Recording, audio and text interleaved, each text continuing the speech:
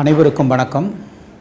இந்த ஆண்டு 10ஆம் வகுப்பு பொதுத் தேர்வு எழுதுகிற மாணவர்கள் தேர்வை எப்படி எதிர்கொள்வது, எளிதாக அந்த வினாத்தாளை எப்படி நாம் புரிந்து கொள்வது என்பதை பற்றிய இந்த காணொளியில் நாம் பார்ப்போம்.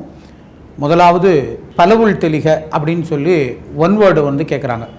அதில் 10 one word choose the correct answer, அதாவது சரியான விடையை தேர்ந்தெடுக்க அப்படின்னு சொல்கிறாங்க. அதுக்கப்புறம் 11லேருந்து 15 வரைக்கும் ஒரு செய்யுள்லேருந்து ஒரு மனப்பாட பாட்டையோ அல்லது வேறு ஏதோ ஒரு பாட்டையோ கொடுத்து அந்த பாட்டினுடைய ஆசிரியர், பாடலினுடைய ஆசிரியர் அல்லது எதுகை நயம் அல்லது அந்த பாடலின் எந்த அணி பயின்று வந்துள்ளது, இது போன்ற வினாக்கள் எழுப்பப்பட்டு அதற்கும் மதிப்பெண் அளிக்கப்படுகிறது. அடுத்ததாக நாம் பார்க்கிற பொழுது 16லேருந்து 21 வினாக்கள், 2 மதிப்பெண் வினாக்கள்னு சொல்லலாம்.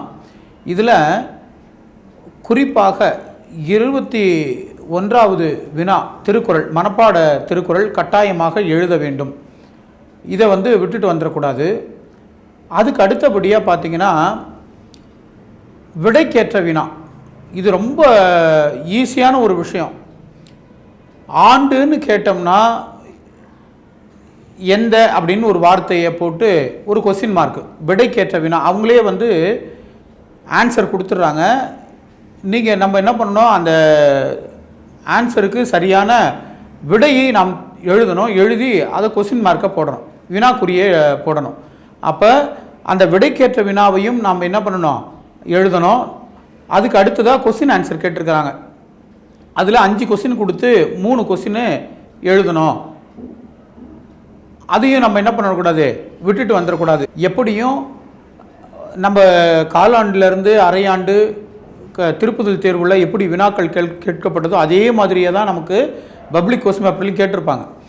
அடுத்துதான் 16லேருந்து 21 வரைக்கும் முடிஞ்சிருச்சு ஃபஸ்ட்டு பார்ட். 2வது பார்ட் அப்படின்னா மொழி பயிற்சி. இந்த மொழி பயிற்சியில் என்ன கேட்குறாங்க அப்படின்னா, மொழி பயிற்சியில் பகுபெயர்ப்பு இலக்கணம், அடுத்தபடியாக நிறுத்தற் குறியீடு, அதுக்கப்புறம் இலக்கண குறிப்பு, செவி மாற்றுத்திறனாளி ஒரு வினா கேட்குறாங்க. இடையில நம்ம கன்ஃபியூஷனாக என்ன பண்ணிடுறோம், செவி மாற்றுத்திறனாளிக்கான வினாவையும் எழுதிடுறோம்.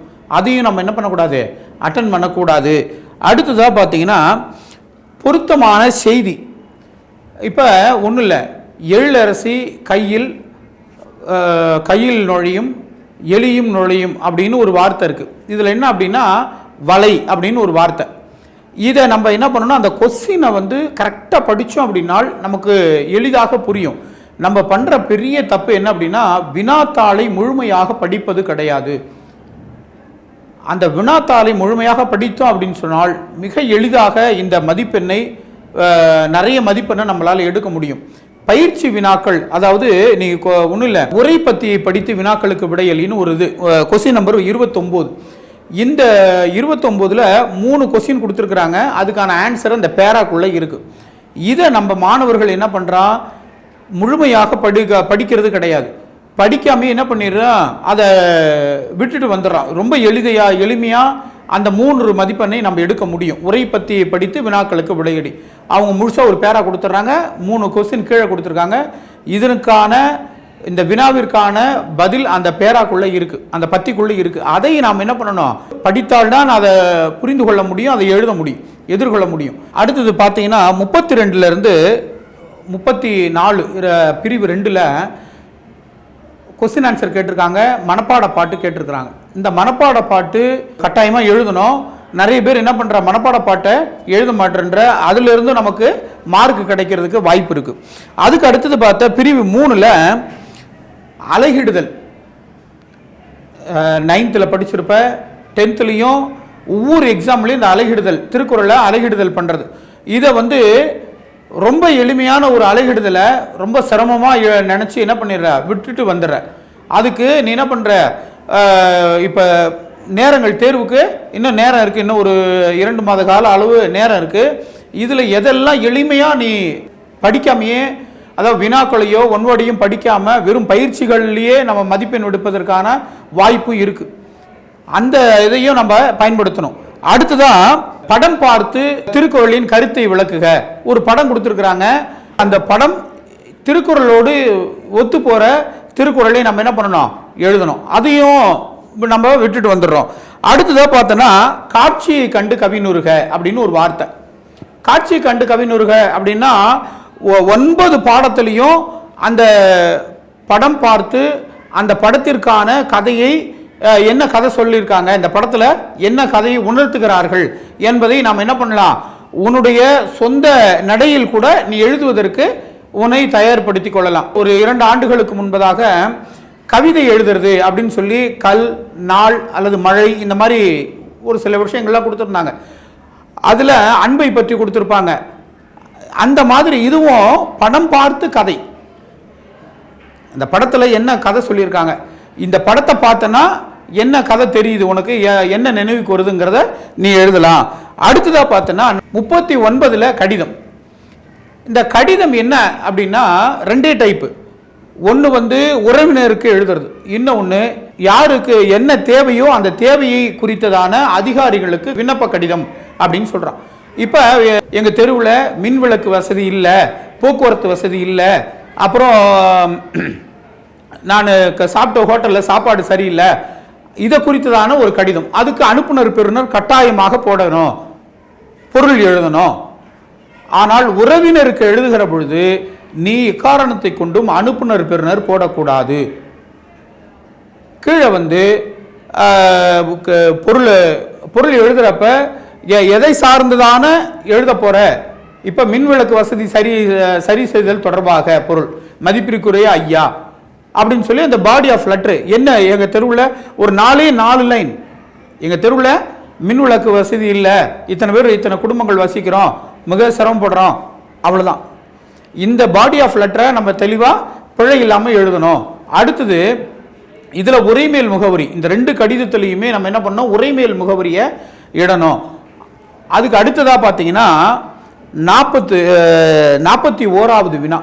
என்ன 41வது வினான்னா 4 வகையான சலான் கொடுத்துருக்குறாங்க. நூலக உறுப்பினர் படிவம், தன்னுபுர குறிப்பு, அதுக்கப்புறம் மேல்நிலை பள்ளியில் சேருவதற்கான விண்ணப்பம், இந்த மாதிரி 4 வகையான விண்ணப்பங்களை கொடுத்துருக்குறாங்க. இது ரொம்ப ஈஸி. ஒன்றும் இல்லை, உன்னுடைய பேர், உன்னுடைய அதுலேயே என்ன பண்ணியிருக்காங்க, அந்த வினாத்தாள்லேயே 41வது வினாத்தாள்லேயே நீ யாருடைய பேரை எழுதணும், உன்னுடைய அப்பா பேர் என்ன என்ற காலத்தில் எல்லாத்தையுமே அதில் டீட்டெயிலாக கொடுத்துருக்குறாங்க, விவரமாக கொடுத்துருக்குறாங்க. நம்ம அந்த வினாவை தெளிவாக படிக்கணும். அடுத்ததாக பார்த்தீங்கன்னா 42. இந்த 42 பார்த்தீங்க அப்படின்னா 2 கேட்டிருக்காங்க. என்ன அப்படின்னா பள்ளியில் எப்படி நடந்து கொள்வாய், வீட்டில் எப்படி நடந்து கொள்வாய், அந்த மாதிரி வினாக்களோ அல்லது பொதுவான ஏதாவது ஒரு கருத்தை மையப்படுத்தி அதை வினாவாக எழுப்பி உன்னுடைய சொந்த நடையில் நீ எப்படி இருப்ப, வீட்டிற்கும் நாட்டிற்கும் நீ செய்யும் தொண்டு என்ன அப்படின்னு ஒரு நடையில கேட்குறாங்க. அப்படின்னா அதை சார்ந்ததான ஒரு கருத்தை நீ எழுதணும். அடுத்ததா அது தெரியல அப்படின்னால் மொழி பயிற்சி, தமிழாக்கம், இங்கிலீஷில் வேர்ட்ஸ் எல்லாம் இதெல்லாம் கொடுத்துருக்குறாங்க. அந்த இங்கிலீஷில் இருக்கிற வேர்ட்ஸ் எல்லாம் என்ன பண்ணுற, நீ தமிழில் மொழியாக்கம் செய்கிறது, டிரான்ஸ்லேஷன் செய்கிறது. அதுக்கு அடுத்தது அதுக்கு கீழேயே செவி மாற்றுத்திறனாளிக்கான வினா இருக்குது. நிறைய பேர் என்ன பண்ணுறான், இந்த செவி மாற்றுத்திறனாளிக்கான வினாவை கொடுத்தா எழுதி வச்ச எங்கேயாவது எழுதி வச்சோம்னா நமக்கு மார்க் போட்டுருவாங்க அப்படின்னு நினச்சி எழுதுற, அது மிகப்பெரிய தவறு. அந்த வினாவை நம்ம அட்டன் பண்ணக்கூடாது. 43லேருந்து 45 8 மதிப்பெண் வினா. இந்த 8 மதிப்பெண் வினாவில் இலக்கண செய்யுள்ளிருந்து ஒரு வினாவும் உரைநடையிலிருந்து ஒரு வினாவும் அல்லது துணைப்பாடத்திலிருந்து ஒரு வினாவோ கேட்கப்படும். அதுக்கு அடுத்ததாக பார்த்தீங்கன்னா கட்டுரை, மழைநீர் சேகரிப்பை பற்றியோ அல்லது போக்குவரத்து நெரிசல் பற்றியோ போக்குவரத்து விதிகளை பற்றியோ இந்த மாதிரியான கட்டுரைகள் கேட்பாங்க. அவங்களே என்ன பண்ணிடுறாங்க, முன்னுரை எதை சார்ந்ததாக அப்படி இருக்குன்னா அரசு பொருட்காட்சியை பற்றி இந்த முதல் திருப்புதல் தேர்வில் அரசு பொருட்காட்சியை பற்றி கேட்டிருக்கிறாங்க. முன்னுரை, அரசு பொருட்காட்சி, பல்வேறு அரங்குகள், உணவு அங்காடி, பொழுதுபோக்கு விளையாட்டுகள், அதுக்கப்புறம் பயனுள்ள அனுபவம், முடிவரை, இந்த மாதிரி 5-6 தலைப்பில் கேட்டிருக்காங்க. முன்னுரைன்னு போட்டுட்டு நீ அந்த தலைப்பு அவங்க கொடுத்துருக்கிற தலைப்பை எடுத்து எழுதி கீழே முடிவுரைன்னு போட்டுட்டு முன்னுரைக்கு இந்த என்னென்ன தலைப்பு கொடுத்துருக்கோ கட்டுரையில் காண்போம் ஒரு வார்த்தை, அதுக்கு ஒரு மார்க் கட்டாயமாக கண்டிப்பாக கிடைக்கும். அப்போ அந்த மாதிரி ஒரு பயனுள்ள வகையில் வினாவை நாம், அதாவது தேர்வை எதிர்கொள்வது மிக எளிதான ஒரு விஷயம். அது இன்றைக்கு இருக்கிற மாணவர்கள் தேர்வை குறித்ததான ஒரு பயம், அதாவது வினாவை நமக்கு படிக்க தெரியல, இது பண்ணி தரல. அரசே 10 நிமிடங்கள் வினாவை படிப்பதற்கான ஒரு நேரத்தை ஒதுக்கி இருக்கிறார்கள். அந்த நேரத்தில் நம்ம படித்த கொஸ்டின்லாம் எப்படி வந்திருக்குது, என்ன வந்திருக்குது அப்படிங்கிறத நீ என்ன பண்ணலாம், ஒரு பென்சிலில் மார்க் பண்ணி வச்சுக்கலாம். இதுக்கு இல்லாமல் இந்த படித்து மனப்பாடம் பண்ணி எடுக்கிறது இல்லாமல் வெறும் எழுத்து பயிற்சியின் மூலமாக நாம் ஏறக்குறைய ஒரு சின்ன இது மட்டும் சொல்லிடுறேன். கலைச்சொற்களுக்கு 2 மார்க்கு கேட்குறாங்க. இது கலைச்சொற்கள்னா உங்களுக்கு எல்லாருக்கும் தெரியும். என்ன அது கலைச்சொற்கள்னா இங்கிலீஷில் கொடுத்துருக்குறாங்க, அதை தமிழில் எழுதணும். அடுத்ததாக திருக்குறளுக்கு 2 மார்க்கு. ரொம்ப, அதாவது என்ன சொல்கிறதுனா, மனப்பாடம் பண்ணி எழுதி வைக்கிறது இல்லாமல் உன்னுடைய ஓனா நீ எப்படி எழுதலான்றதுக்கு சொல்கிறேன். மனப்பாட பாட்டு 3, விடைக்கேற்ற வினா. அதுக்கு அடுத்ததா உரைப்பத்தியை படித்து வினாக்களுக்கு விடையளி. அடுத்தது அழகீடு, படிவம், காட்சியை கண்டு கவினுருக, நிறுத்தற் குறியீடு, கட்டுரை, அப்புறம் சரியான விடையை தேர்ந்தெடுக. அதுக்கப்புறம் இந்த மாதிரி நம்மளுடைய சொந்த நடையில் என்னென்னலாம் எழுத முடியும், ஏறக்குறைய 40லிருந்து 45 மார்க்குக்கு மேலே நாம் சொந்த நடையில் எழுதுவதற்கு, அதாவது பயிற்சியின் மூலமாக இதெல்லாம் எழுத முடியும் அப்படிங்கிறத இந்த நேரத்தில் தெரிவிச்சுக்கிறேன். 10ஆம் வகுப்பு பொதுத் தேர்வு எழுதுகிற மாணவர்கள் அத்தனை பேருக்கும் தேர்வை எந்த பயமும் இல்லாமல் மிக அழகாக தேர்வை எதிர்கொண்டு வெற்றி பெறுவதற்கு என்னுடைய வாழ்த்துக்கள்.